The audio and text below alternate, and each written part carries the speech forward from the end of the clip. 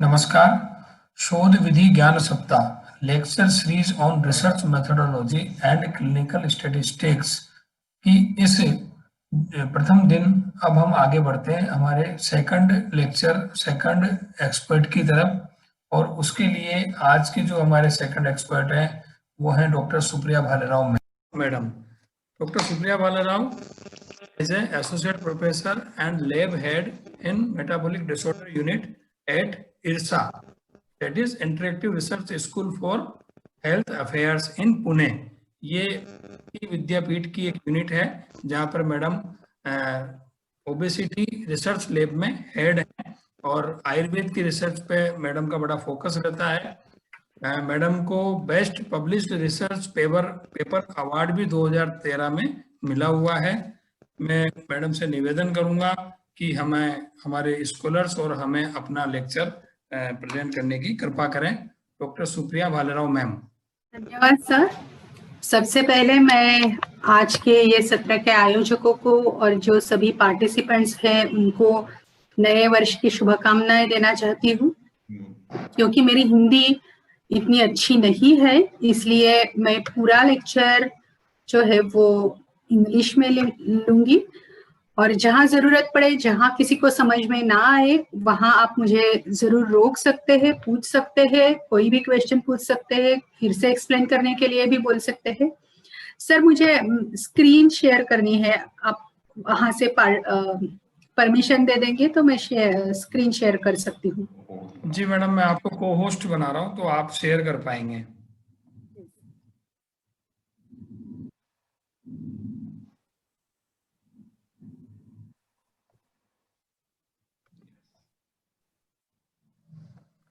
Now you can share, ma'am. Okay. One more thing, ma'am.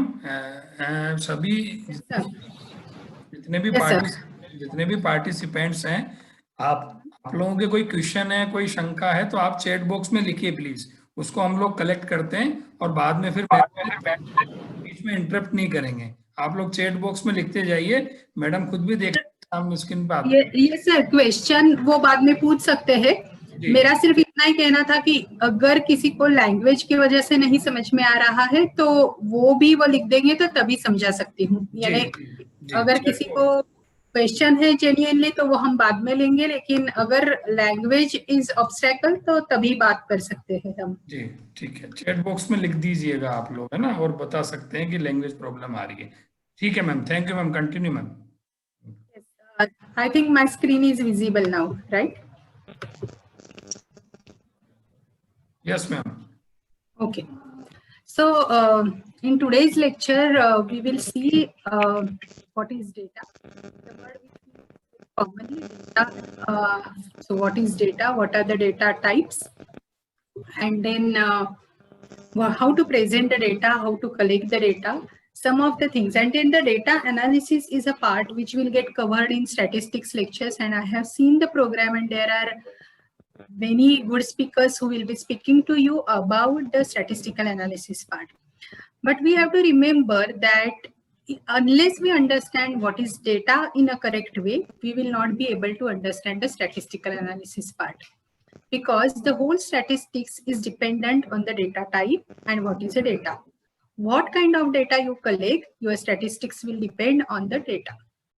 So first of all, let us see what is data. As we all know, data is the plural of data, which are the facts expressed in numerical terms. So whenever a fact is expressed in numerical values, we call it as a data. The information is collected from various sources is called raw data. And when considered alone, the data carry very less meaning. It doesn't have any meaning. But when you process it, when you apply the statistical test to it, then it becomes useful, and that's why analysis is necessary. So data itself is just numbers. But when you process it in a systematic way, then it bears some meaning and then it becomes useful or fruitful. So first of all, let us see what are the data types. And I'm sure many of you must have heard about these types. The basic two types are qualitative and quantitative research. The data is again clubbed or categorized in a different way as grouped or ungrouped. There are other types of data like primary and secondary. And you know, these classifications are just like the classification which we see in Ayurveda about Vyadhi, how many types of Vyadhis are there. So चरक संहिता में बड़ी beautifully लिखा है कि भेदता ही वेद्यम अन्यथा विनत्ति and न विघ्न च विगति इत्यत्र दोषवती स्यात् काचित् प्रतिज्ञा. What it means that if we apply a different classification tool, like qualitative and quantitative is based on some parameter, the type of data are based on some different parameter, grouped or ungrouped, are basically data types based on some different parameter. Like we have Sharira Manasa, Nija Agantu. These are the Vyadhi types in Ayurveda. Sharir Manasa is based on Adhishthan. Nija Agantu are based on the Karan. So likewise, the data is also classified in different categories based on some particular points. So basically, qualitative and quantitative are the main data types which you will be dealing with. Now, as the name suggests, qualitative data is something where the quality, some trait have been explained, and quantitative data is something when you have actually the numbers. As we will go further, you will understand this in more detail. So qualitative data is that which can be placed into distinct categories or partitions, and the categorical data or qualitative data is again of two types. Nominal data, which is nominal, the word says nominal, the word itself has nominal, so it is names. These are just names, and this is a type of categorical data in which objectives fall into unordered categories. For example, male, female is an example of nominal data. These are, if you have 100 individuals, you can categorize them as male and female. And these are just two names, male and female. So that's why it becomes a nominal data. There is no order in this, like males are more superior or females are more superior. So this data is unordered kind of data. And whenever you see this kind of data, it is known as nominal data. So the examples of nominal data are types of cancer. So lung cancer, stomach cancer, liver cancer. There is nothing like that liver cancer is more serious or more bad or some. These all are cancer types and these are different names given to it. So these are all examples of nominal data. As I have already told, gender, male, female is a nominal data. Smoking status, smokers or non-smokers. There cannot be like any third category. Either the person can be smoker or non-smoker. So that is a smoking status. So these kind of data. Now, when we come to Ayurveda, if we say that Prakriti types, Vata, Pitta and Kapha, and you divide individuals in these three categories, then the data which you will generate or which you will get is a nominal data. The next type of qualitative data is ordinal data. Now here, as the name says, ordinal. So there is ORD. So there is some order in the data type. For example, if you say that class of degree, first class, second class, third class, and fail. So you definitely know that first class is a good class, whereas fail is the category which is worst. So there is an order in this data. Degree of illness, none, mild, moderate, acute, chronic. So these are the degrees of illnesses or performance status 1, 2, 3, 4. In case of Ayurveda, if you give like a yoga, samyak yoga, ati yoga, or a yoga, hina yoga, samyak yoga, ati yoga, there is an order in this kind of data, and then that data is called as ordinal data. So remember that many a times the data which we collect in Ayurveda is ordinal kind of data. Samyak Shodhan Lakshana, Samyak Ahara Parinaman Lakshanam. Whatever we collect, majority of the times it is ordinal data. And remember one thing, that if we have some data, for example, degree of illness as it is shown on the slide, none, mild, moderate, acute and chronic. And tomorrow if you give this categories as number, like none is 0, mild is 1, moderate is 2. Likewise, this doesn't still become a quantitative data. Some people feel that if we give numbers for Samyak Vamana Lakshana or Shodh, some people give numbers, they grade the data 0, 1, 2, 3, 4, no Shodh, mild Shodh, moderate Shodh, severe Shodh, and then they feel like if we give them numbers, then the data becomes numerical. No. Ordinal data, even if you give numbers, it doesn't become quantitative data. It remains as a type of qualitative data because it describes you a quality. And one more important point which we should understand, that whatever you see here, there is no instrument to measure these things. When I ask you how much pain you have, so if you say that mild pain, there is no measure or no instrument that I can assess your pain and say, yes, it is definitely mild. But when I say that when somebody says that my weight is so and so, definitely we have a weighing scale, we can stand on that and we can find out what is our weight. So when there is an instrument or equipment with which we can measure data, okay, remember these things. Or if we can count the thing, then only the data becomes quantitative. Otherwise, it always remains as a ordinal kind of data, though you give it numbers. So Agni, Madhya Agni, Tikshna Agni, Mandagni, Madhyam Agni, whatever, and you give it numbers, so it doesn't become quantitative data. That is a rule of the data types. Then let us come to quantitative data. The objects being studied are measured based on some quantitative traits. So height, weight, these are the traits. And when you say that somebody is of 153 centimeter, 160 centimeter, so you are measuring some trait with some unit and you have here instrument to measure it. You have a measuring tape. You must have something to measure that particular thing because measurement cannot be done without any measurement tool. So whenever you have a tool and you can measure something, then only it becomes a quantitative data. And the resulting data, a set of numbers, obviously. So quantitative data is again of two types. One is discrete and another one is continuous. Now, what is the difference between these two data types? Discrete data is something where there is gaps possible between the values. And the example is, if I ask the organizers, how many participants are there in my class? So they will say 150, 154 or 148. Some number will come, but that number will never be in decimal. That 148.21 participants are attending my class is never possible. So there is gap possible between the values, and the data is always a whole number. It can never be in decimals, and that kind of data is known as discrete data. Whereas continuous data is when there is no gap possible between the values. The hemoglobin values can be 11.3, 11.4, 11.5. So there is no gap. If somebody says that there is a gap between 11.3 and 11.4, if you have more sensitive instrument, you can even measure hemoglobin to the extreme level possible, 11.312 or something. That may also be possible. But in continuous data, there is no gap between the possible values.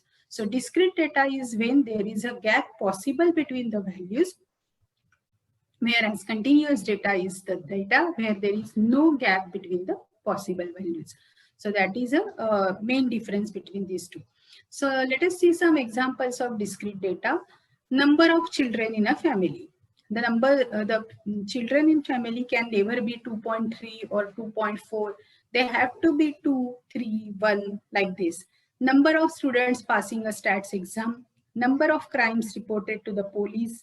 Number of bicycles sold in a day. Generally, discrete data are counts. So when you count the numbers, that is discrete data. When you measure, it is a continuous data. So what are the examples of continuous data?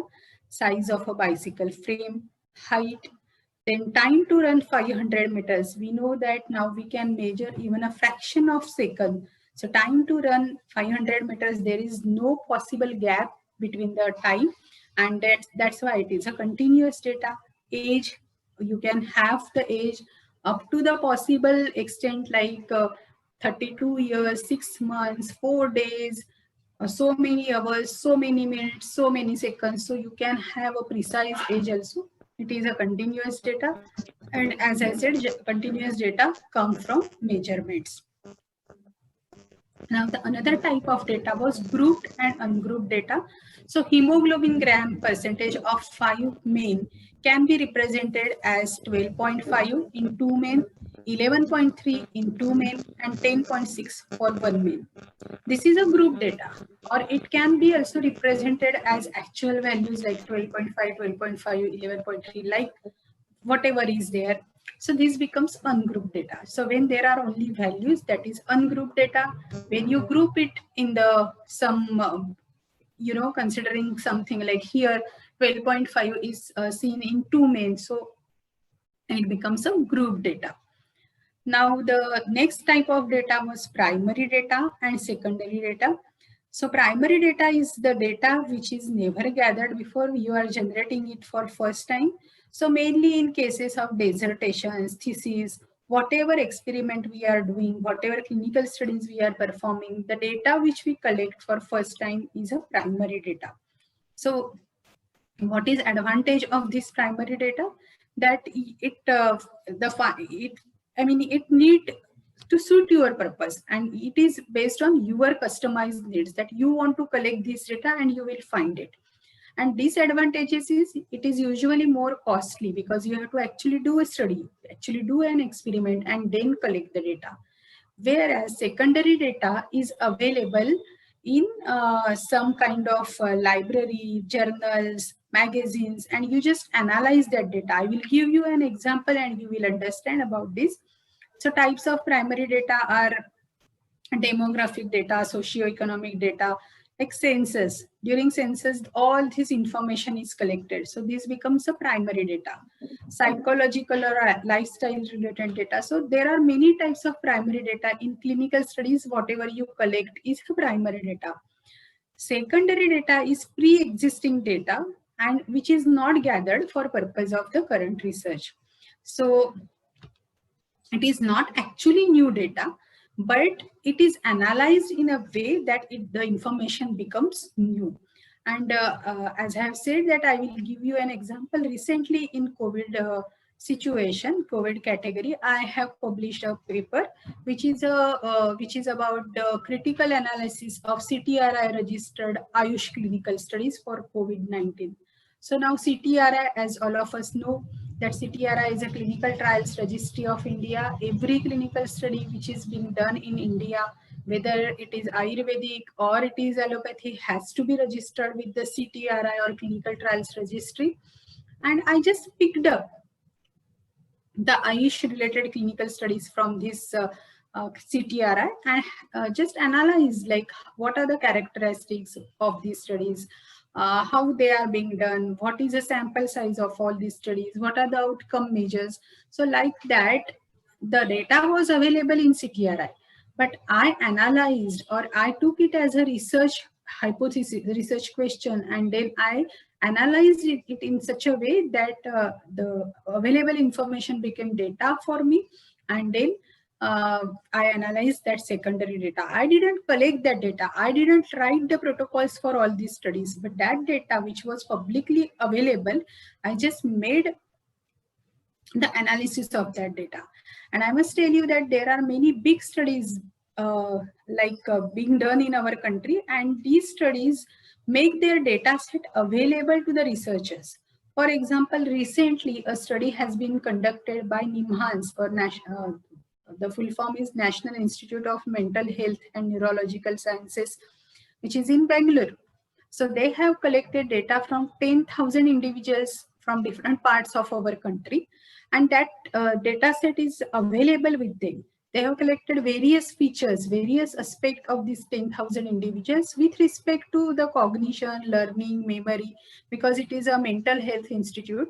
And now, after collecting that whole data, they have analyzed it as per their purpose, their research question, but they have made it open to the investigator, to the researchers, that if somebody wants to analyze the data in a different way, then we can make that data available. So they have kept that data now in a public domain, available to everybody. Another example I would like to quote is, I have published a paper last year, which is a clinical study on a herbal formulation in osteoarthritis. So what is that herbal formulation and what is that clinical study is not important here. But after publication of that study, some researchers from outside India have contacted me that if we can get the raw data of that particular study, we can analyze it in a different way than what you have analyzed. And let me tell you that we have provided them this kind of data, and another study, another paper is getting published on the same data, but the way we have not looked it at is, for example, or just to tell you that we have not analyzed the data with respect to weight of the individuals, that whether in overweight individuals the herbal drug is more effective, or in normal weight individuals it is more effective. So the researcher who has analyzed the secondary data, which is collected originally by us, we have collected it as a primary data, but now the researchers who are working on that data, they are using that data as a secondary data and analyzing this kind of data. So these concepts are new in Ayurveda field, and people are so possessive, means in our field people are so possessive about our own data that I have done this study, I will not share it with somebody, and it is my data. But let me tell you that now this is an era of big data and huge data. So networking, sharing of data, these concepts are becoming more popular. Now let us come to sources of data. But before that, I just want to recapitulate what we have studied. We have seen what is data. Then we have understood what are the types of data, basically qualitative and quantitative. Qualitative data is of two types, nominal and ordinal. Quantitative data is also of two types, discrete and continuous. We have seen other types of data like grouped and ungrouped. We have also seen the third classification of data, which is primary and secondary.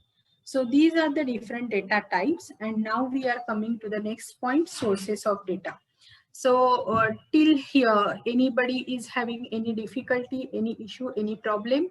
Because now we are entering into the different set, the different domain. So anybody has not understood anything, any question, that we will answer afterwards as the organizers have said, but any difficulty in understanding so far? If not, we can move forward. No, ma'am. No question. Yes. So sources of data, from where the data comes. I am talking about data, and we must have data for our research purpose, but from where the data comes. So first source of data is census. Generally in our country, after 10 years census is done, and we collect huge information from people, and these information, if you are not aware of, it is available even in NHFS, that is NFHS, National Family Health Surveys. So the whole information is available, and we can take some data from that also. We can analyze that data as well. Then registration of vital events. I think there is a detailed description of these all things. Sample registration systems, notification of diseases, hospital records, epidemiological surveillance, and COVID-19 has taught all of us very well what is epidemiological surveillance, survey studies, and research findings. So these are the different sources of data. And as I said, census is conducted every 10 years, and the total presence of collecting, compiling, and publishing demographic, social, economic data pertaining to all persons in a country or delimited territory at a specified time or times is known as census. And it is a major source of information, major source of data for all of us. Then the registration of vital events such as birth, death, marriage is mandatory by law in India, and that also becomes a source of data. Sample registration systems like dual record system consisting of continuous enumeration of births and deaths by enumerator and independent survey. You might be aware of some registries, like cancer registry is there in India. So it specifically records or registers the cancer cases in India. So likewise, independent survey or independent investigator can also record certain major events or certain major disease conditions, and they can cover complete country, and that is also a kind of data source for us. Notification of diseases. So you know that here the examples, the slides are little old, but recent pandemic, we have seen like how the notification of diseases is done and how government is particular about documenting the cases. So these notification of diseases and major diseases, as you know, are definitely getting recorded. Incidence and prevalence. So these are the two different terms, and those who are from Swasthya must be aware of these. But incidences is a word specifically used in terms of infectious diseases, and prevalence is generally used in case of non-communicable diseases, because these diseases prevail over a time period. They do not just erupt and go down. So prevalence is a continuous, prevailing diseases. And in case of diabetes, in case of obesity, in case of cancer, the word which is used is prevalence. Incidence is generally new cases, and it becomes pertinent in case of infectious diseases. So these things are important. Hospital records, and I am sure that many Ayurvedic hospitals are also registering now. There are systems like the hospital management softwares, and also basic and primary source in countries like India is hospital records, and hospital also records vital events and patient pool. And many at many places people do studies on these hospital records. For example, as I was introduced, that I'm working on obesity and diabetes. These are the two diseases of my interest, and we all know that COVID affects these individuals more badly. So now we are working with our hospital. Our hospital was designated as a COVID hospital at Bharati Medical Hospital. So we are working on the thing like how the hyperglycemic and non-hyperglycemic or normoglycemic individuals have, how the response to COVID was different in hyperglycemic and non-hyperglycemic individuals. So hospital record become a major source for us, and I have come to know that we have around 7,000 cases reported in our hospital. So it becomes a huge data, and I can then, analyze it as per my hypothesis that whether the response to COVID differs in the obese and diabetic individuals than the non-obese and non-diabetic individuals. Epidemiological surveillance, of course, for specific diseases, it is continuously being done in our country. Malaria, polio eradication programs, AIDS. So this is also a source of information, source of data. And surveys. Surveys also is a method through which data is generated, and the surveys which we call it as, or we do in case of our MD or PhD studies, are very small scale surveys, but these are the health surveys, or these are the surveys which are done on a national level. Like we don't know many things, like we never enter into those sectors, and that's why we don't know. But we have, for example, a national spice organization in India, and they do surveys every 4 years, like how much is a spice consumption all over India. So these kind of surveys which are mega surveys or large scale surveys, which they can be done, and they also become a method or a tool or a source for data.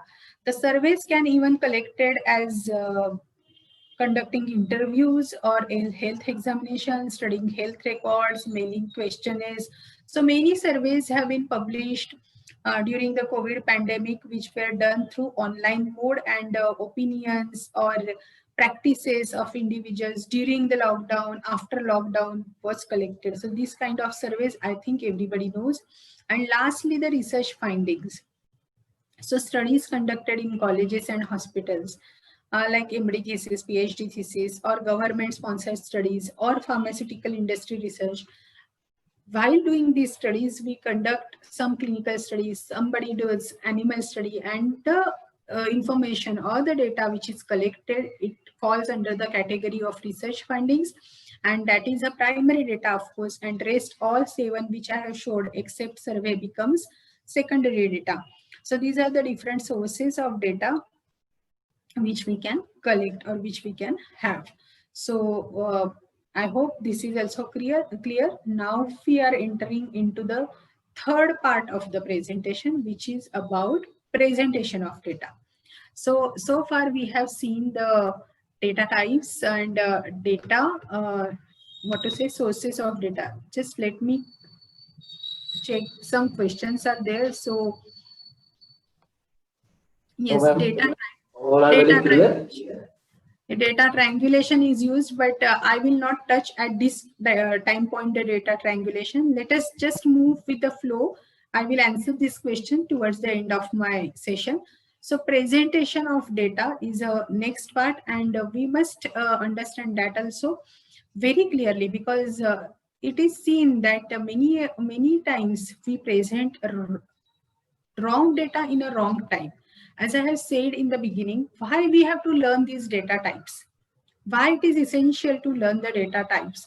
Because first of all, the statistics depend on the data types. For nominal data, different statistical tests are applied or are applicable. Whereas for quantitative data, the tests which are applicable are different. So it has to be handled in a very different way. The data has to be handled in a very different way. You cannot, process the same ordinal data. Also, you cannot process as you are processing nominal data or the other types of data. That's why we need to know the data types. And the second thing is, all the data types have to be presented also in a different way. You cannot present all data in a same type of presentation mode. So what are these different presentation modes that we will first see, and then we will talk more about that how people do it in the wrong way. So what are the principles of data presentation? Whenever somebody sees how you have presented data, it should arouse interest in the user, that it is something interesting. I must check what they have done. So this is the first thing, first principle of data presentation. Then second is, it should be sufficiently concise without losing important details. That means you shouldn't lose something or some details of the data while making it in a graph format or figure format. That is not allowed. You should present it in a simple form.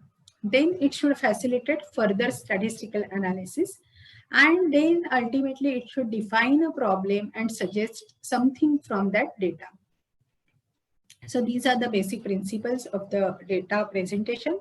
Now we will see what are the different modes of data presentation. So tables, everybody of you know that tabulation is a first step in the presentation of data.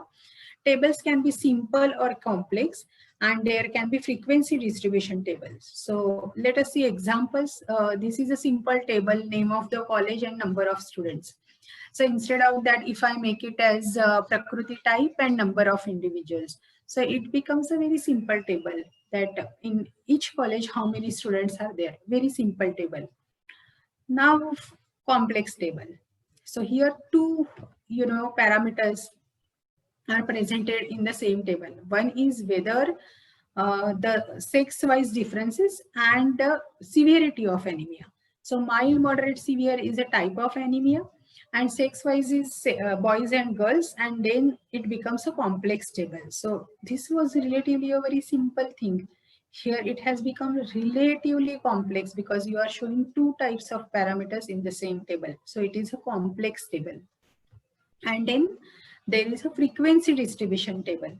So suppose I ask you like neonatal dates. Now this table depicts neonatal dates. We can take a simple example also. So how many districts have neonatal dates? 70 to 79. So total 35. So let us take example of 2 or 3 states of India, and we are analyzing the neonatal dates in different districts.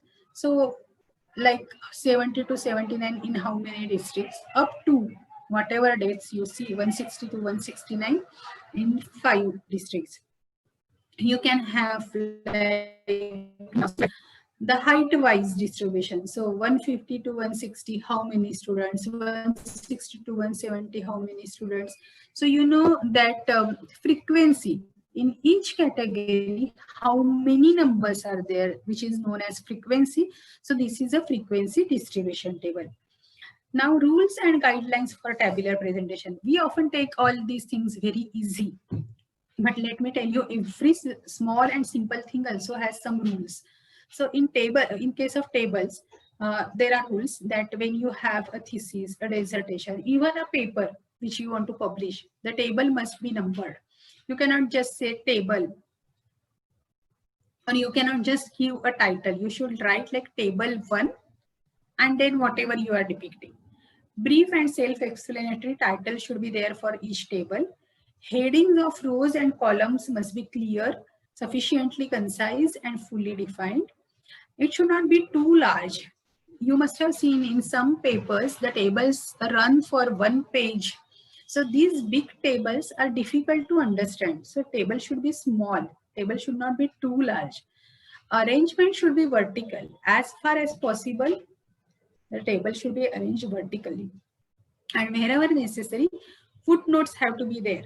If you have used any short forms, or if you are showing some statistics, then in the footnotes you have to explain what you have presented. If you have used some kind of symbols in the table, then you have to mention what that symbol stands for. If you don't explain in the footnote, then it becomes an incomplete table. Now, charts and diagrams. So I'm sure you must have used this kind of, but let us just check whether to use and what. So have you understood one thing, that in case of simple and complex tables, what kind of data we are presenting in tables, in these tables? Can somebody just try to tell me data type which we are showing here? Quantitative data. Quantitative data. Is it quantitative or is it nominal data? We are showing that in arts college, how many students are there? So these are names. This is a nominal data. There is no order that science is better than commerce, arts is less than science. So these are different categories. And how many are there? These are the numbers. So you are probably mistaking, since there are numbers you are telling me as numerical data. But this is actually, I have given you example of Prakriti types, and again here I told you the same example, that Vata Prakriti, Pitta Prakriti, Kapha Prakriti, and how many individuals are there. So this is not a numerical data. I mean, this is a nominal data, because the data is just categorized into different categories as per the names, and that's why this becomes a nominal data. The numerical data, I will show you example when the data presentation type for numerical will come. So charts and diagrams. In diagram, you have bar diagrams, and it is widely used, easy to prepare tool for comparing categories of mutually exclusive data. Different categories are located on one axis, and corresponding frequencies are located, like Vata Prakriti, Pitta Prakriti, Kapha Prakriti can be on x-axis, and how many Vata Prakriti individuals, how many Pitta Prakriti individuals, accordingly the bar height will differ, and that will be shown as a frequency on y-axis. Length of the bar measures the magnitude of the frequency of the character to be compared. So this is a simple bar chart where this same table which you have seen here, this same table is converted into bar diagram. So arts college, how many students, commerce, and so on, and total how many students. So when the data is presented in this way, it is very clear that in dental college, the number of students are very less. So as I have said, the rules of data presentation, it should be simple, it should be user friendly, and it should make some sense. So here I can make sense immediately after looking at the charts that dental college has the least students. So this is my interpretation from this particular diagram. I can show the same information as horizontal also, but generally we prefer this kind of vertical bars. This is a horizontal bar chart. Then you can have compound bar charts. So the same example which we have seen, that boys and girls with anemia, and this is a mild kind of anemia, and then how many in boys, how many in girls, and that is how the charts have been prepared. So you can again make some sense, you can compare the different frequencies based on this. You can even show these sometimes you can use this kind of bar also, component or proportional bar chart. And let me tell you, this whole kind of drawing the bars, diagrams, this whole information is available in Microsoft Excel. You don't need any other software. You have to just go to Excel, and there is an option chart, and from that chart you can try out different types of charts, whichever you want. So now here what is done, that component or proportional. In the age group 21 to 30, how many students are there, and in that how many are female and how many are male. So you can see like what is the distribution of male to female, and at the same time you can see total number of students, how numbers of students, or whatever you want to say. So you can show the same thing in one go only, in one chart. So this is also a kind of bar chart which we can use, and you will appreciate and agree with me that we use this kind of chart very, very, very occasionally. On we have not even used this kind of bar chart. If I say this, it is not going to be wrong, but this is some very interesting kind of bar chart which we can use. Then pie or sector diagram. So this is used to represent different proportions, and areas of the sector represents different proportion, while degrees of the angle denote the frequency. See, we have seen this example before, and the same thing has been shown in pie diagram here, neonatal deaths. So in 70 to 79, how many neonatal deaths are there, and accordingly this diagram has been prepared. Now, what is a precautionary warning while you are drawing a pie diagram? Even this pie diagram is not a good pie diagram, I would say, because there are so many pies. It becomes complicated. Now, if I have to see actually 130 to 139, how many individuals, how many neonatal deaths are there, so it becomes little difficult for me to match this color with the frequency here. So, too many pies should not be there in a pie diagram. 3 or 4 are okay, but too many pies destroys the diagram, or it is not a good kind of diagram to present. But so far now we are presenting all nominal data using different kinds of graphs and diagrams. Now there is something called as Venn diagram. So in Venn diagram, a degree of overlap and exclusivity of 2 or more characteristics or factors within the sample of population is shown. And each characteristic is represented by a whole circle. And the size of circle need not to be equal, and that represent the relative size of each factor of the population. What it means, suppose now you have 2 circles, one is hypertension and another is diabetes, and the intersect is diabetes and hypertension. So some people will have hypertension, some people will have diabetes, and there will be a set of people who will have both these diseases, which will come in this middle part. Now, what is written in this description, that the size of circle need not to be equal. So, for example, if diabetes population is more than hypertension, the hypertension circle can be a smaller circle also. There is no need to have both circles of equal size, and actually the size of circle denotes or indicates the population in that particular sector, or in the magnitude of that particular sector. So likewise, you can show different things here, and this is kind of representation of Samanya Vishesh Siddhanta of Ayurveda. So which is Samanya will fall in this middle sector D and H, and whatever is Vishesh will fall on the not non-overlapping or exclusive. The word used here is exclusivity. So the exclusivity is the Visheshatva, will fall on these two sides, and the samanyatva or overlap will fall in this middle part. So this is a Venn diagram, and we can use it. Again, I am sorry to say that we have not used this diagram in our research or in our work very frequently. Then there is a pictogram, and this is a representation of that data that a layman can understand, and each picture carries a definite meaning. So very clear, you don't have to explain anything. How many how many fruits are there? So very clear description, like apples, so many, banana, grapes, oranges.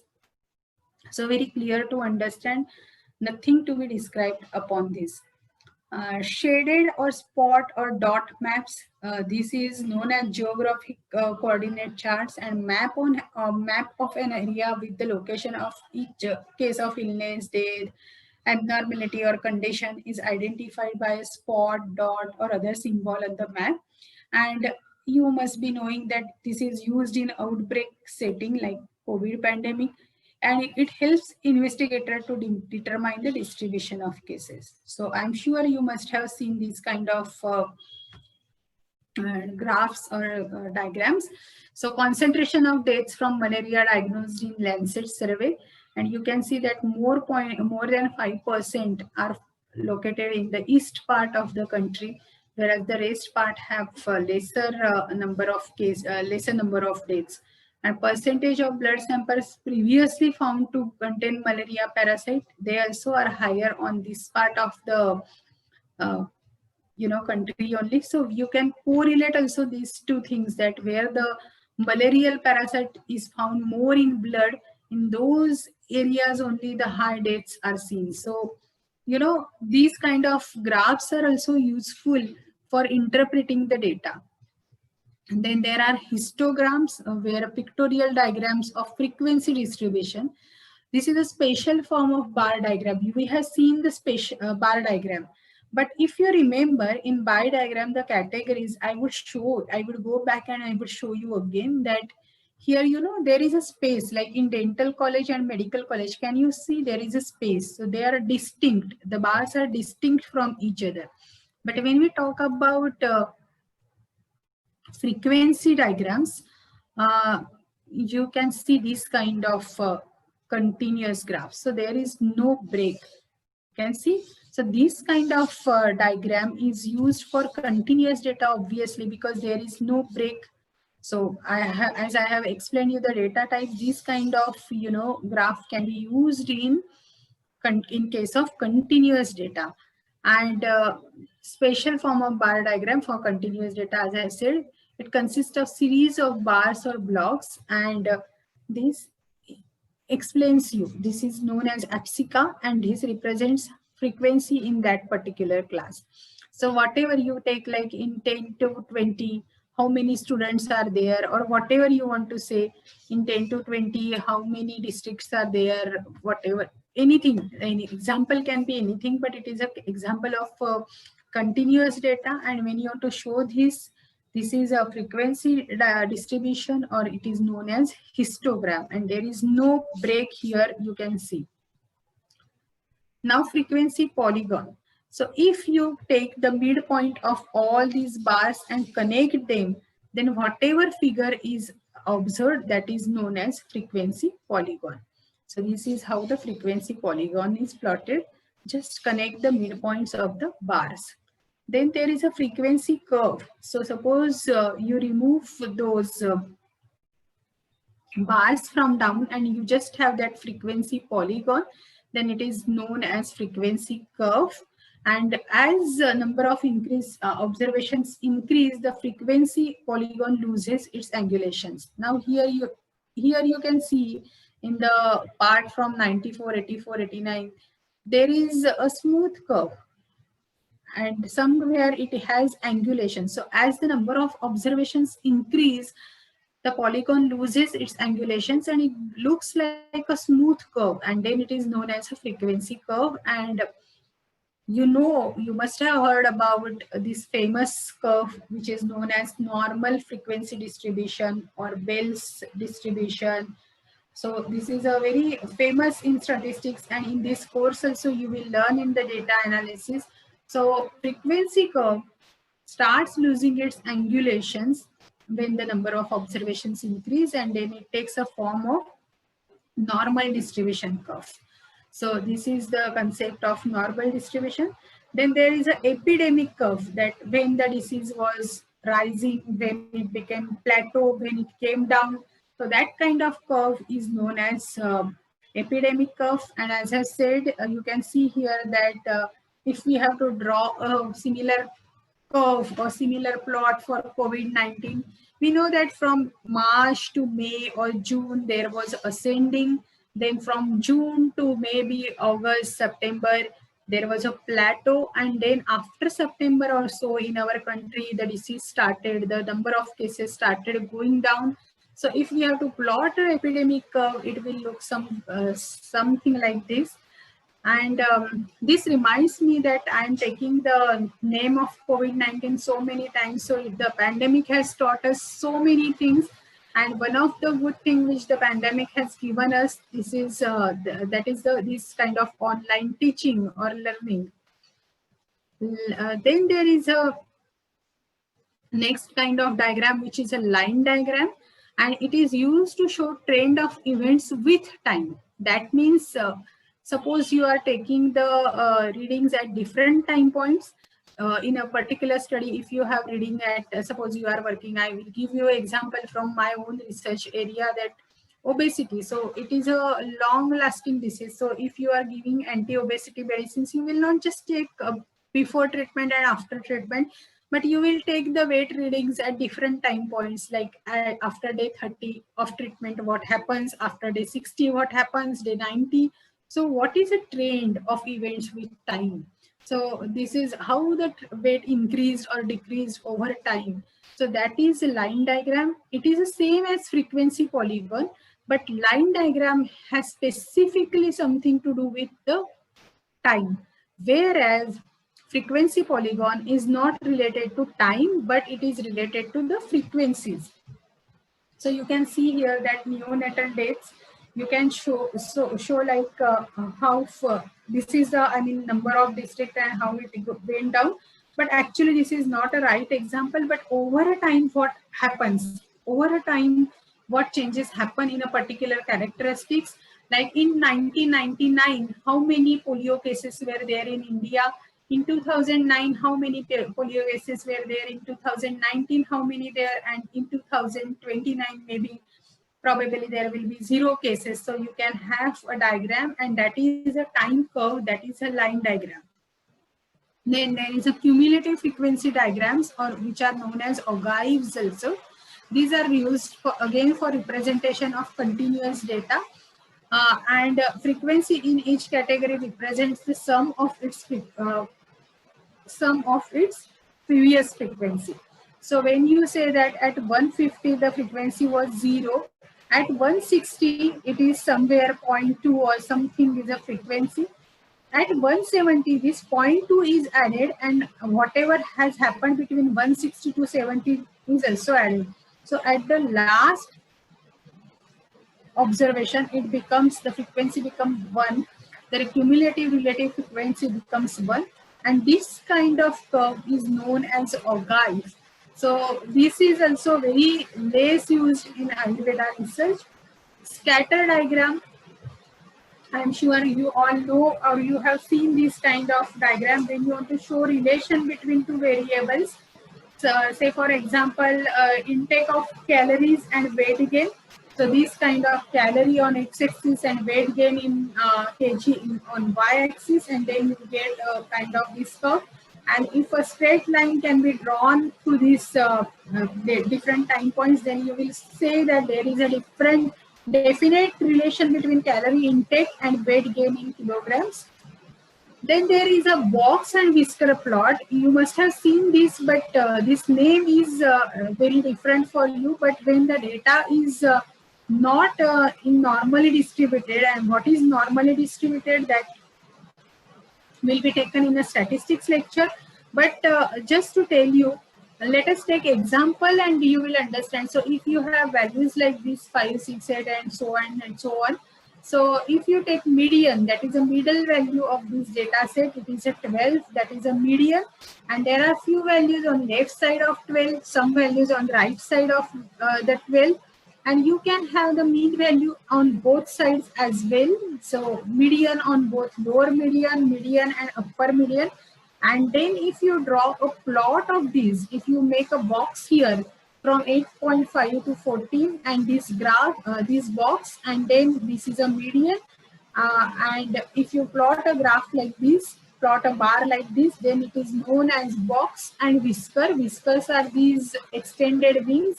So this is a box whisker. Let us look at the lower, the example below that.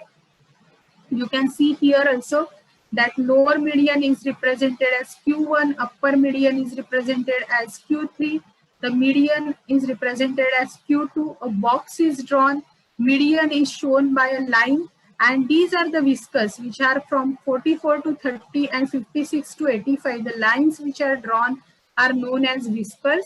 And here I have shown you as a horizontal, but generally these whiskers and box are shown now vertically. That means the upper whisker will be on vertically, this will be shown, the box will be vertical and not horizontal like this. So the upper vertical or the upper extreme will come at the above in the top level of the graph, and the lower quartile or lower extreme will go vertically down in the graph. So this is how the representation of this box and whisker plot is done. And I'm sure you must have seen these kind of diagrams. And probably this is the last example of data presentation. Stem and leaf plot, it is known as, and very simple but very useful kind of.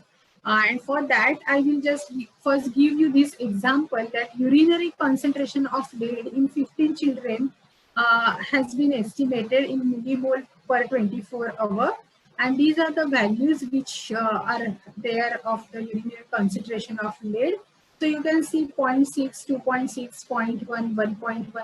So suppose we club all the values below 1, like 0.6, 0.1, 0.4, 0.8. So where they are below 1, then 1.1, 1.3, 1.2, 1.5, this can form another group. And the values above 2 can be categorized as above 2. And now, if I have to draw a stem and leaf plot, how I will do? The stem is 0.6. So 0 becomes 0.6. So 0 becomes stem. And there are leaves like 0.6, 0.4, 0.8. So 6, 4, 8, 1, this becomes leaves, and that is what has been shown here. Now let us take stem as 1, and you can see here 1.1. So 1, then 3, 2, 5, 7, 9, 9. These are the leaves. You can see here, these are the leaves. So this is a stem and leaf plot, and from this simple kind of plot, you can, find out what is a median, because here the values are arranged properly. So 1, 2, 3, 4, 5, 6, 7, 8, 9, 10, 11, 12, 13, 14, 15 values are there. So one which will fall in the middle, 1, 2, 3, 4, 5, 6, 7. Eighth value is 5. So 1.5 is the median of this particular series. So simple to draw inferences, so simple to have some, typical things, typical interpretations. Now, if I ask you what is mode of this series, the frequently occurring number, so 9, 9, that means 1.9 is a mode of this particular series. So this is how you can, interpret the things very easily from stem and leaf plot. And this is how these different types of data are useful. So I think the topic which was given to me was data, data types, data sources, data presentation. And I'm sure that we have learned many new presentation styles, and I'm hopeful that you all will use these different data presentation styles in your work, in your research projects, because every graph, every style of presentation has some different connotation, and we should definitely use these different types in our research work. Where the nominal data is there, we should use the data presentation only up to the pie diagrams and all. But when there is when these pie diagrams, Venn diagrams, but for the other data types, as I have told you, for continuous data, people use the line diagram to show Vata, Pitta and Kapha Prakriti, and then they connect these dots and plot a line diagram. So showing the Prakriti distribution using line diagram is definitely not right way to do, but people do this. So we have to take a lesson from all these things, like what should be the ideal presentation type for our own data. And first of all, I will suggest all of you to identify your own data type. And please do not get confused about the data types as you have done even right now. The nominal, ordinal, continuous, discrete, these data types, we have to make them very clear. Even in case of nominal data, you will show, like, see, the example for nominal data was Vata, Pitta, Kapha, Prakriti, and the number of individuals in these different categories. But in case of discrete data or numerical data, continuous data, in case of discrete data, the example was number of cycles sold in a day, number of ice cream cones sold in a day, number of children in a family. So this is a different kind of data, and we should not mix the two types of data for sure. So first of all, understand your data and then present it properly. So if you take these two lessons from this particular lecture, I think the lecture is successful, and why the organizers have kept this lecture, that objective will also get satisfied. Now the lecture is open for discussion, and we should discuss more than the lecture. Thank you, ma'am. Very nice lecture given by you, and it will be really much informative for us and our scholar. Now, I would like to invite Dr. Devendra Char for question session and vote of thanks. Good evening ma'am. जी ma'am, बहुत ही अच्छा presentation ma'am, सभी बच्चों को बहुत अच्छा लगा। आपने बहुत सुंदर ढंग से और बहुत सरल भाषा में Devendra sir, since we are meeting online, or there is no opportunity for all of us to meet personally, can I just come to know that who are the participants? Means they are students, they are faculty, they are at what level? Ma'am सभी प्रकार के, जब more than PG students are participants and faculty are all करीब 19 to 18 candidates, all are appreciate your lecture ma'am, very useful lecture, but there are some questions. हाँ ma'am, पहला question ये है कि how to read the complex bar chart. So the question was how to read the complex bar chart, complex bar chart. Component bar chart, ma'am. Component, okay, component bar chart. So this is a component bar chart, okay. Okay, so now what yes, I told you, that in 21 to 30 years age group, okay, how many total individuals are there? 20, right? Yes, ma'am. In 21 to 30 age group, how many total individuals are there? 20, right? And in that, how many males are there? Around 12. You can see here, the blue component is of males. So in 21 to 30, total individuals are 20. Of that, total male participant, total male individuals are around 12. So remaining 8 are female. This is how you have to read. In 31 to 40 age group, let us see another bar. Total individuals are around 22 or 23. And of that, 13 individuals are males. So remaining ones are females. So this is how you can read this component chart. Is it clear? Yes, ma'am, clear. Okay, thank you, ma'am. Okay, ma'am. Next question, ma'am. What is data are manipulation. Data हम data Triangulation. Manipulation कैसे कर सकते हैं? हाँ, manipulation Data कैसे कर mani- सकते हैं? data manipulation or what is the question? Manipulation. Manipulation Yes, ma'am. Data- Data manipulation. Whoever has asked the question, I think doesn't know the meaning of manipulation. And if you do data manipulation, that is a serious misconduct, research misconduct, because manipulation means you are doing something wrong with the data. You are, fussing with the data. Data is showing something different, but you are changing the data. That is known as data manipulation. And in research, you should never do this kind of manipulations. The first principle of research is you should have integrity and honesty. Unless you have that, then whatever research you are doing means, I should not say here because as Sir said, there are many PG students, but at many places, people just do not have sufficient number of cases, and then they just, make the fake data. That is known as manipulation. And ideally, actually, as a rule, as a principle, we should not do data manipulation. So I was surprised that somebody has used this question, how to do data manipulation. I suppose that the word is not clear, or there is some confusion about the word, but we shouldn't do ever data manipulation.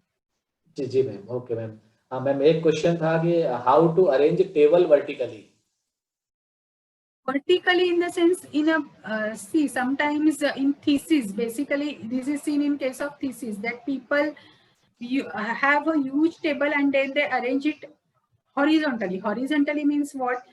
As the thesis is generally in a vertical, I mean, it is presented vertically, but sometimes some people have a horizontal table. That means अगर ऐसा आपका thesis है तो table ऐसा रहेगा.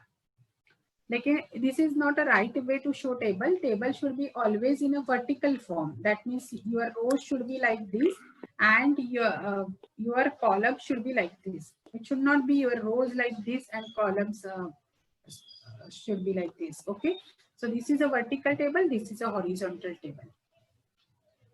जी ma'am, okay ma'am, thanks ma'am, बहुत ही शानदार, बहुत ही अच्छा. Then there और is simple one student is constantly asking me about data triangulation. So what is a data triangulation? Yeah. So triangulation means using more than one method to collect the same data. Means if you have some different ways to collect the same data, then you can use all those methods and collect the data, and then connecting the dots, whether by all methods the same kind of data is being collected or not. This is known as data triangulation. So it is not a very routinely done thing, and we hardly use it in our routine research. And data triangulation is generally done in a qualitative research, not in a quantitative research, because whatever impressions you have drawn from a qualitative research, whether it is true or false. Suppose अभी मुझे ऐसे करना है कि मेरा lecture आप लोगों को अच्छा लगा या नहीं लगा. So I can collect this data from by various ways. First way is I can just tell you right now that in chat box you please grade my lecture good, bad, whatever. So this is one method.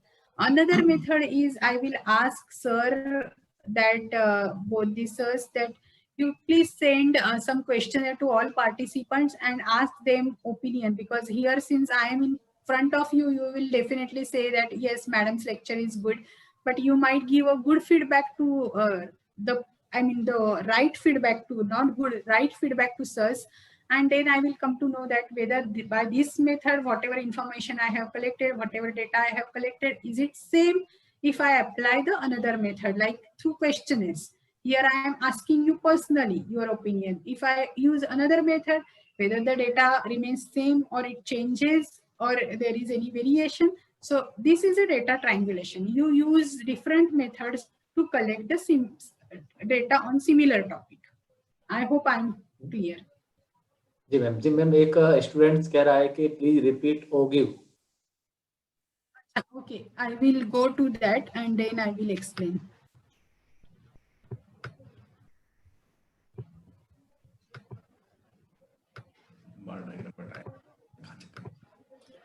Okay, so this is OGIF. OGIF or OGIF, how you pronounce it. It is used for presentation, representation of continuous data. And suppose there I have shown you the frequency table. I will first go there and then I will, yeah, this is a frequency table. So here what has been done that in 70 to 79, in case of in case of how many districts 70 to 79 neonatal deaths happen. So it comes 35. So in OGIF, what they say, like when you go to 80 to 89, there are 13 districts, but you have to combine because 80 to 89, up to 80 to 89 dates are seen in 48 districts. So here instead of 13, if you write 48, that is a cumulative frequency. Cumulative means adding up the previous frequency, that is 35. You add it to this class's frequency, that is 13, so it becomes 48. When you go to 90 to 99, you will not write 11 because that is that class frequency. But in case of cumulative frequency, it will be 48 plus 11, that is 59. When you go to next class 100 to 109, the cumulative frequency becomes 65. So likewise, the cumulative frequency is calculated by adding the frequency of the previous class. Okay, so now you have this kind of OGIF where it is said that you can draw the OGIF by adding like sum of the frequency of its previous frequency. So as I explained you, in 70 to 79, the frequency was something, but 80 to 89, if you add the previous class frequency, it becomes 48. So likewise, you have added a frequency and then here you have the values, and on y-axis you plot the added or summed up or the cumulative frequency. And in statistics, you know, when you say 48, it is generally shown as 0.48 and not as 48. So here what you see here on the y-axis 0, 0.1, 0.2 is the like 48 का 0.48 किया हुआ है, ऐसा frequency इधर axis है. So that is how you get this kind of curve after joining the different values, and that is known as OGIF. Now it is clear? Okay ma'am, thank you ma'am. Last question ma'am, data analysis method क्या हो सकता है? Data analysis methods पे हमें इसी जो अभी हमारा 7 दिन का चलने वाला है सप्ताह, उसमें हमें स्टैटिस्टिकल एनालिसिस पे डिफरेंट लेक्चर्स है, लेकिन मैं आपको सिर्फ थोड़ा सा उसका झलक बताते हैं ना, झलक जैसे बोलते हैं वैसे बता रही हूँ कि data analysis means now you have two groups, suppose arts college and science college, as we have seen here. If you want to show like you have this classification from one particular city, okay, that how many arts colleges, or one state of India, you have this classification that how many arts colleges, how many commerce colleges are there. Say for example, in a state of in North India, these many colleges are there. You will have similar distribution for South Indian colleges. And then if you want to compare that as compared to North India, whether in South India the medical colleges are more in number, less in number, what is happening? So then you will have some statistical test and compare these two values, and that is known as data analysis or statistical analysis. And as I have said that as per the different data types, the analysis, the statistical test will also change, and that you will learn in the upcoming the lecture which is there on the statistical analysis. But here you are just presenting the data, you are not analyzing. So presentation of data and analysis of data are two different things. Presentation means आप कैसे दिखा रहे हो data को, analysing means आप उसका analysis करना शुरू करते हो, ये अच्छा है, ये बुरा है, ये बेटर है, ये वर्स्ट है, ये अच्छा है, ये गंदा है, ये जो एनालिसिस जो होता है, तो उसको डेटा एनालिसिस के लिए डिफरेंट वेज है, डिफरेंट मेथड्स है, टेस्ट है, जो हम आगे जाके इस सप्ताह में सीखेंगे। Okay ma'am, thank you ma'am, बहुत अच्छा प्रेजेंटेशन, बहुत अच्छा आपका जो है हम लोगों को लेक्चर सुनने को मिला, सभी बच्चों को बहुत अच्छा लगा, आपके एग्जाम्पल बहुत ही अच्छे और बच्चों को समझ में आने वाले थे। और उम्मीद करता हूँ मैम जब भी भविष्य में आपके हमें आशीर्वाद की आवश्यकता होगी, आप हमें अपना समय देंगे। तो इसी उम्मीद के साथ में बहुत बहुत धन्यवाद और आभार मैम। जी मैम। धन्यवाद सर, और हम ऐसे प्रार्थना करेंगे कि जब नेक्स्ट सेशन आप प्लान करेंगे, ऑर्गेनाइज करेंगे, तब हम पर्सनली साथ में होके ये सेशन कंडक्ट करेंगे। जल्दी ही कोविड-19 खत्म हो जाए, 21 में आए, कोविड-19 खत्म हो जाए और जल्दी हम मिले और ये ऐसे सेशंस अरेंज करें, ऐसी मैं इच्छा रखती हूँ। और धन्यवाद। Thank you, thank you ma'am. Ma'am. Now Vinod. Thank you, ma'am. Thank you, Chahar ji. Thank you, ma'am, for a nice lecture. Really very excellent lecture. As I saw in comment box, many students commented as good as, और कुछ लोगों ने तो excellent teacher type भी आपके comments किए हैं, तो मुझे भी सुन के बड़ा अच्छा। सर मैं सेशन खत्म होने के लिए हमारे पास थोड़ा टाइम है, तो एक बच्चों के लिए बोलना चाहती हूँ सिर्फ एक बात जी, कि जी, स्टैटिस्टिक्स को हमने ना बहुत टेंशन वाली बात बना के रखी है कि हमें स्टैटिस्टिक्स आता नहीं है, स्टैटिस्टिक्स मुझे समझता नहीं है। So I just want to tell everybody that just forget about that there is some anxiety, there is some fear. Statistics is very interesting topic. और जितना आप मैं और एक बात कहना चाहती हूँ, अगर फर्स्ट ईयर एमडी के स्टूडेंट्स है, कि आपने एक पेपर एक क्वेश्चन का आंसर कितना भी अच्छा लिखा तो भी आपको कितने मार्क मिलेंगे, ये depends on the who is checking your paper. But statistics में ऐसा है, अगर आपने बराबर स्टेप में लिख दिया तो आपको देना ही पड़ेगा full marks. So statistics is a scoring subject as well. Statistics is interesting subject as well. तो आप उसका ना टेंशन मत लीजिए और ये मन में से निकाल दीजिए कि कुछ तो अलग है और जो मुझे मैं छोड़ के मैं आपको कितने सारे एग्जांपल्स आयुर्वेदिक संहिता में से दे सकती हूँ कि जो स्टैटिस्टिक्स बता रहे हैं, स्टैटिस्टिक्स को ही लिखा है, लेकिन उन्होंने ऐसे नहीं लिखा है अभी हम स्टैटिस्टिक्स कर रहे हैं।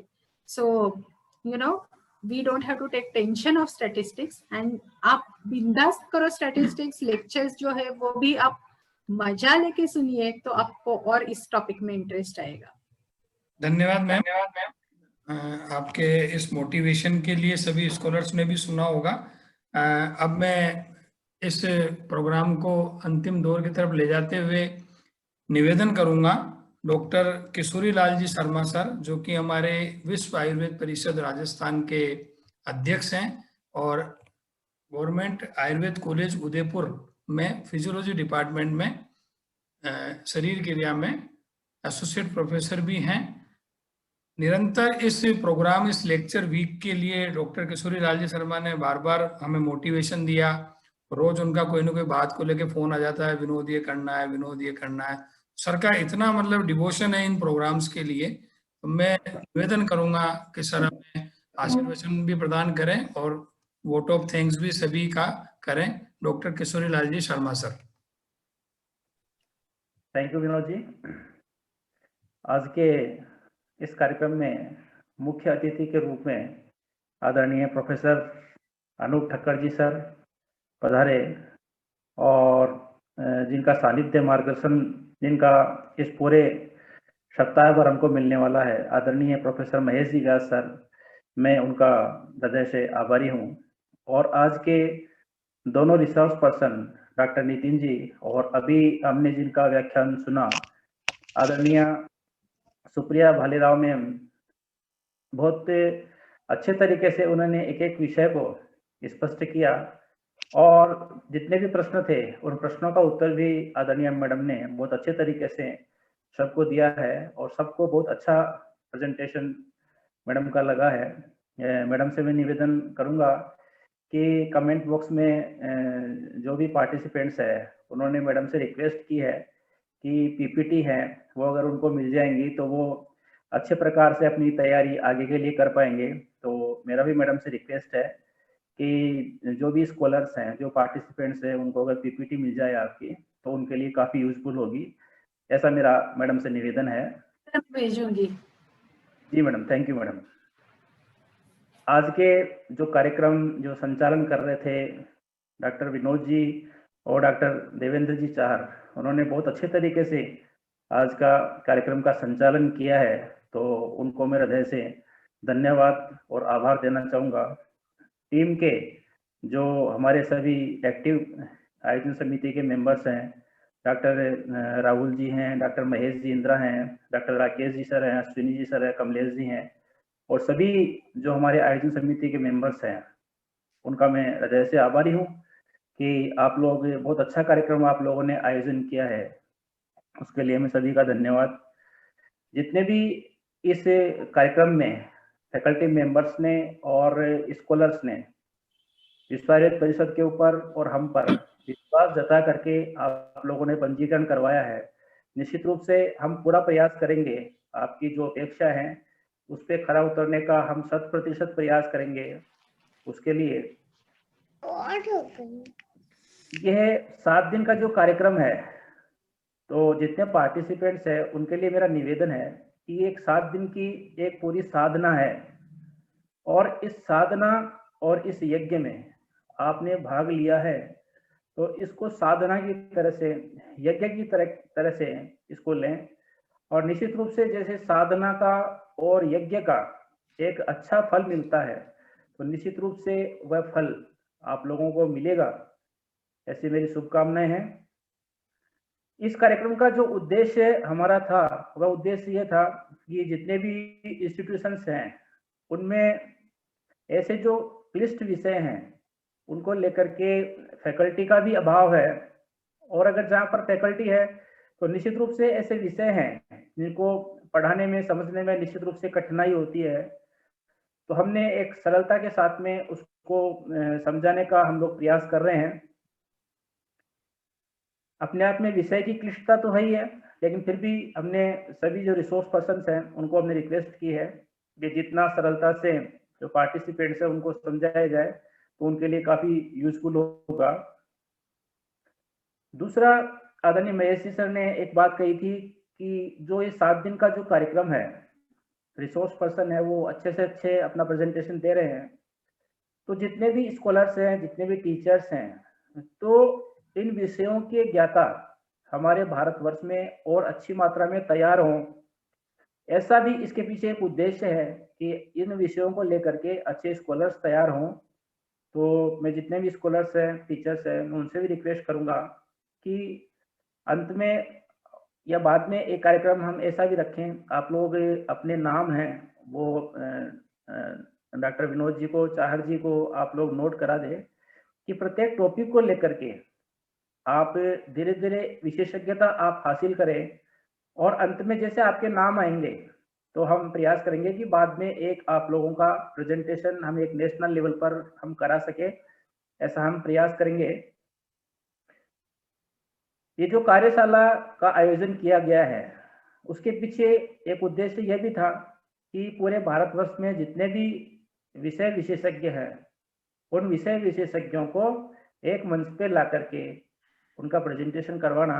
और क्योंकि अभी कक्षाएं हैं वो नियमित रूप से कॉलेज में नहीं लग रही है, अभी एग्जाम भी आने वाली है, तो कई उद्देश्य थे उसके पीछे। बार बार सुनने को आ रहा था कि कोर्स पूरा नहीं होता है, काफी कोर्स लंबा है, तो ये सभी उद्देश्य के साथ में इस कार्यक्रम की संरचना की गई है।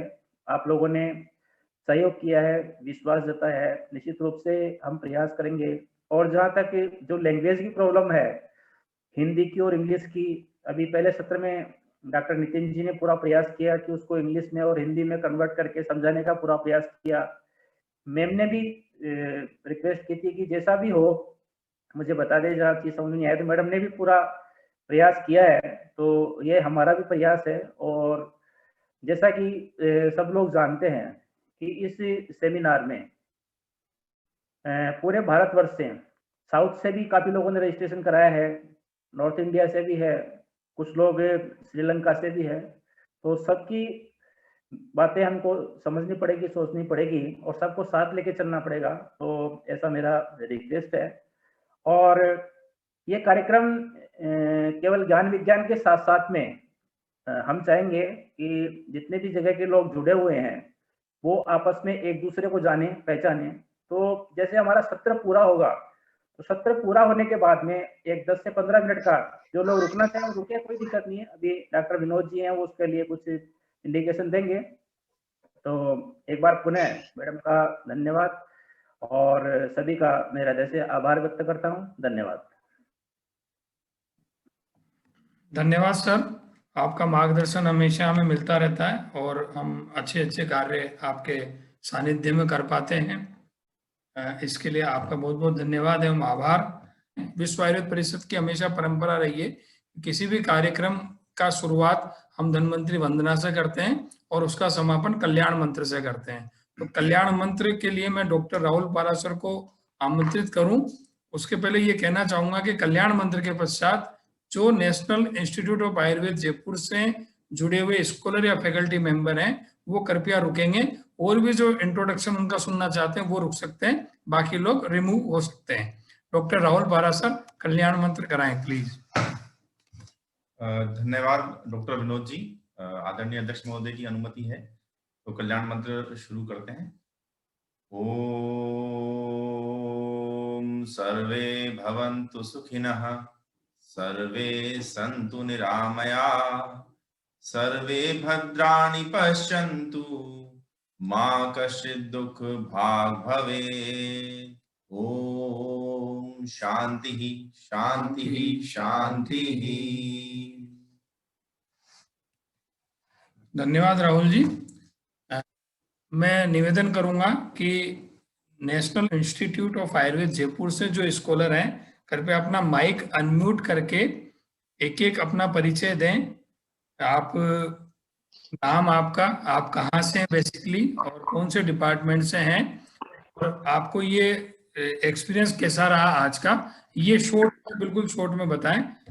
Sir, I am Sonu Sen. Yes, sir. I am from Alwar basically, and I am in physiology department. Okay. And sir, today lecture is very informative and exam purpose से भी हमारे लिए काफी helpful रहेगा ये, क्योंकि कोविड की वजह से क्या है सर कि क्लास हुई है लेकिन थोड़ा इतना हमारा भी ध्यान उनमें नहीं लग पाया। हुई है वो बहुत अच्छी हुई है, लेकिन सर वो एक कोविड के चक्कर में थोड़ा सा नहीं हो पाया है उतना। तो सर ये हमारे लिए काफी हेल्पफुल रहा है। Good, very good. Next scholar कोई हो? Thank you all of you.